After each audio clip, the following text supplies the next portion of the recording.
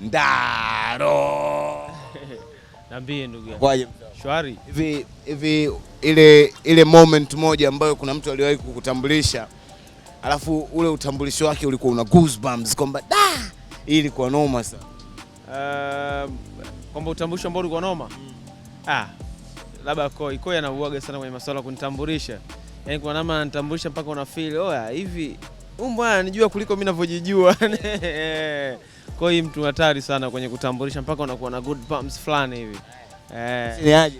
Shwari kabisa. Niambia umekuja mazoezini bwana. Nilikuwa gym hapo. Sio je mambo kidogo ya kutafuta nini muonekano nini. Wakawa wanauliza hivi Ndaro mazoezi kaanza lini? Mbona mwili haubadiliki? Unabadilika, mimi ndo najijua mwili wangu ulivyo. Mkubwa. Sasa si tuone. Yes, yani mwili unabadilika. Sema amwezi mkauona haraka kiasi hiko. Nikibadilika ghafla tu hivi mtangaza, jamani, huu mwili umetoka wapi ghafla hivi? Kwa lazima uende mdogo mdogo. Step by step. Yeah. Bamisha ni aje? Shwari kabisa. Tikasi. Mungu ana bless kwa. Industry inaenda vipi? Industry ya comedy ilikuwa kuna kipindi ilikuwa moto sana hapa. Inaendelea vipi? Mimi nafikiri inaendelea poa zaidi. Inazidi kuwa moto kwa sababu watu wanazidi kupatikana wapya daily na watu waliopo wanazidi kuwa bunifu kila siku. Watu wanatunga mkono, watu wanatusupport, tunatengeneza maisha, unajua. Kwa hiyo niseme industry inazidi kukua tofauti na mwanzoni. Hicho kipindi tunachosema kwa muda ilikuwa moto kwa sababu ndio ilikuwa kama inapata mwanya. Kwa hiyo watu wakashaanza kujua ipo, wanaanza kuipa attention, lakini tofauti na mwanzo ilivyokuwa. Mipira pia mnasukuma, na kuona ndugu yangu una mpira, ukimgeukia hivi mtumishi ana mpira, ukienda kwa Said ana mpira. Yaani mmekuwa mna mipira. Maisha mnaoishi tunayaona kidogo kuna namna, ukienda pale kwa mama Chanja unaona nice house nini. You make it. Na kuna wengine wanaweza kuwa wanajiuliza mbona kama hizi shows za stand up comedy zimepungua? Hao jamaa wanatoa wapi hela sasa hizi? Labda niseme kwenye masuala mipira hayo kidogo, at least sasa hivi karibia comedian wale list wote naona kama wanasukuma ndinga hizo. Gari ambazo nimejinganga kidogo, gari moja nafikiri nimenunua milioni 55, nyingine nimenunua kama milioni 30 hivi. Kwa hiyo kama milioni 80 na kitu. Kwa hiyo nikaela fulani kwa ushuru inakaa vizuri kama 100 unaitu. Yes, kitu fulani hivi. Kwa hiyo naweza kusema sio show tu zinazofanya watu mpaka tunatengeneza pesa, labda mfumo wetu wa maisha sisi comedian, content creators hawa, wasanii wengine labda watu wa TikTok tofauti kidogo na wasanii wa music. Unajua msanii wa music bana, kianzo chake cha mapato ni digital na nini na shows. Lakini sisi tutegemea sana shows, sisi tutegemea sana digital. Mfano binafsi mimi na YouTube channel yangu ambayo kila wiki nahakikisha nawapa watu labda short films ambao watu wataangalia labda dakika 20, ushanielewa? Kwa hiyo kila wiki nikipost hata moja tu kwa mwezi, nikapost video 4, nina uhakika wa dola kadhaa za uhakika za kuishi hapa mjini ambazo hata mfanyakazi wa serikali kunifikia hapo ni sio rahisi. YouTube hii ambayo kila mtu anaitumia hii. Yeah, kabisa. Kwa sababu mimi napata viewers, kwa hiyo inakuwa simple kupata kwa kiasi fulani hapo. Yaani kiasi kwamba hiyo ni YouTube tu, lakini bado ukija kwa Facebook unalipwa kila mwisho wa mwezi. Yaani Facebook sasa hivi inalipa unapokuwa unapost content zako wanakulipa. Yes, nje ya Facebook na makampuni zaidi ya 3 tunafanya nao kazi. Hasa ukienda tu labda kimfano tu kwa mahesabu ya kawaida madogo. Ukasema labda kila kampuni nitolee mfano tu kwa kiasi kidogo cha chini ikupe hata milioni 3 tu, isikupe hela nyingi. Kampuni 3 hiyo ni milioni 9 kwa mwezi. Bado YouTube hujahesabia, hujahesabu ma Facebook. Kwa hiyo tunapata kiasi fulani ambao kanakusaidia nje na show kabisa. Yes, kwa hiyo najua nilivyosema hivi kwa Tanzania nasema ngoja uumwe. Si mtakuja, mtaweka namba ya kuchangia? Ni kweli. Mimi nikipata matatizo yakanishinda mwenyewe lazima nitawashirikisha Watanzania. Utakomba kwanza uuze hizo gari, alafu gari zikiisha. No. Siwezi kuuza gari. Kusaidia una milioni 80. Yaani kuuza gari ni hatua ya mwisho kuona kweli mmenikataa homeboy. Sababu mimi siwezi kwenda kukimbia kuomba msaada Uganda. Siwezi kukimbia kuomba msaada Kenya wakati na homeboy ambao ukiona gari zako za milioni 80 unakuja kutuomba msaada. Unga mwana nchoto dance tunashindana mwendo kasi. Hasa gari nitampa daktari jamani. Daktari. Uza. Kwa nini niweke bondi wakati na homeboy wanaweza kanisupport mpaka yani kuuza gari hiyo ni hatua ya mwisho kama homeboy mmenikataa. Bango kwanza Instagram Mbona wafurahisha siku zote hizi? Yaani siku ya matatizo ndio msio na mimi. Mtakuwa na mimi kwenye shida na nini? Sasa hivi tuko kwenye raha, ikipata shida nitawajulisha. Tujiandae. Nyewe kuoni tu mjiandae, yani msinipanikie. kwenye changamoto mimi lazima niwajulishe nyinyi wananchi wenzangu, lazima niwaambie bana, mwanenu unapata changamoto hii, mbona mimi nawachekeshaga bila limit, mnacheka tu, mnaenjoy. Siku na mimi nikiwa na shida basi mnisikilize jamani, acha msianze mambo yao usikuwa natupostia mahela, wanatupostia manini. Tugange yajayo, yaliyopita si ndwele, hebu sawa yaliyopita. Kwa hiyo mimi kiuhalisia tu niwaambia watu wa Tanzania, mimi nikipata changamoto nitawajulisha.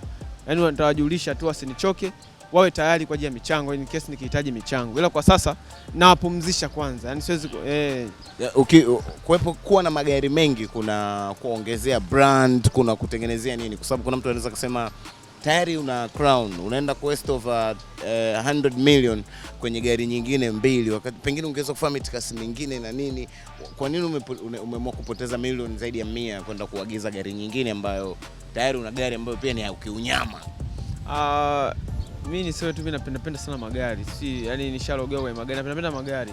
Na of course nilikuwa na wish kuwa na gari zaidi ya moja, kwa sababu cha kwanza unajua ukiwa na kitu zaidi ya kimoja ni rahisi vikadumu.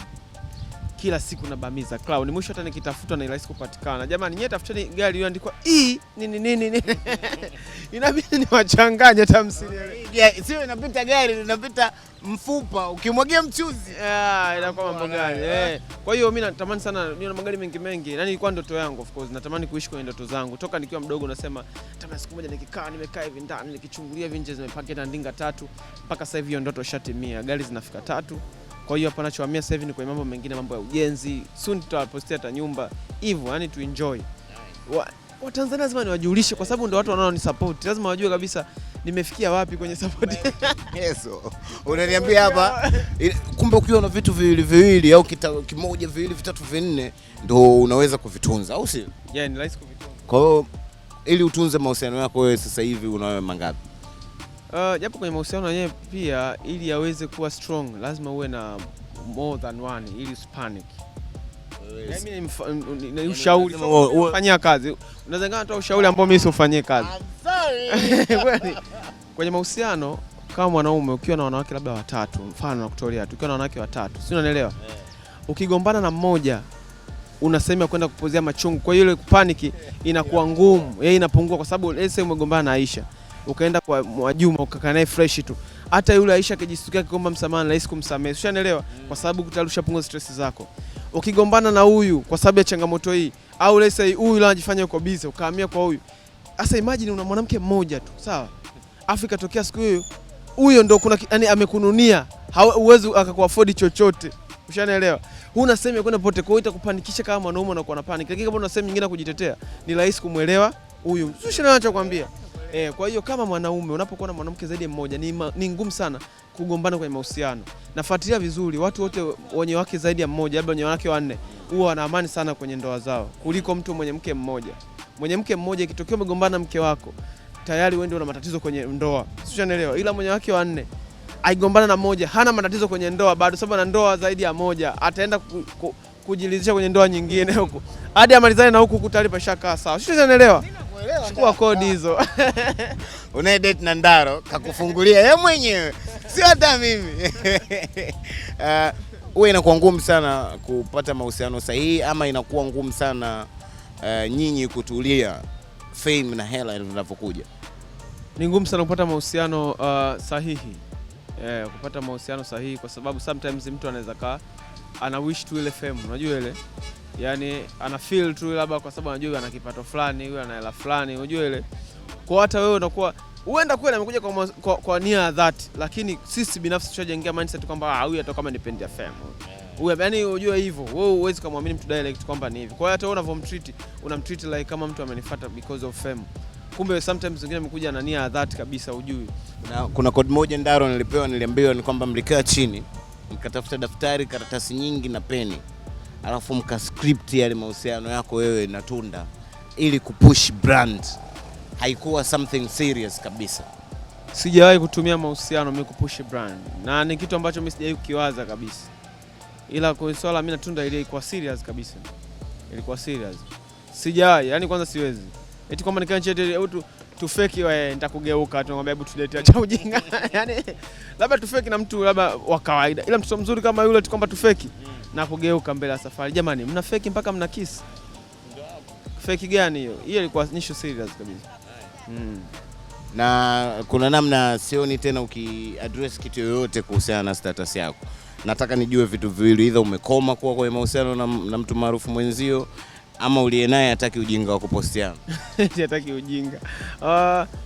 Mimi mara nyingi vitu vyangu ninavyofanya navifanya kwa malengo. Anijua kwa siri, nitakwambia hebu tukumbushe. Nafanyaga vitu kwa malengo, yani kwamba kabla sijafanya kitu nafikiria hiki kitu yani kina faida gani kwa sasa au kina impact gani. Kwa hiyo ukiona hivi ujue basi mahusiano wangu bana kwa sasa hivi sijataka aingilie kazi zangu. Huenda na mipango mingi kwenye masuala yangu ya kazi. Kwa nataka watu wa focus na kazi yangu. Kuna muda nikishaona sasa hivi nimerelax sana na nikaamua sasa nikaingizia labda maisha yangu, sasa watu waanze kunifuatilia maisha yangu. Naona it's okay kwa sasa hivi ngoja niwaingizie maisha yangu. Ila kwa sasa hivi nafikiri na project nyingi ambazo na wish watu wazipe attention sana kuliko mahusiano. The Page. Information is life.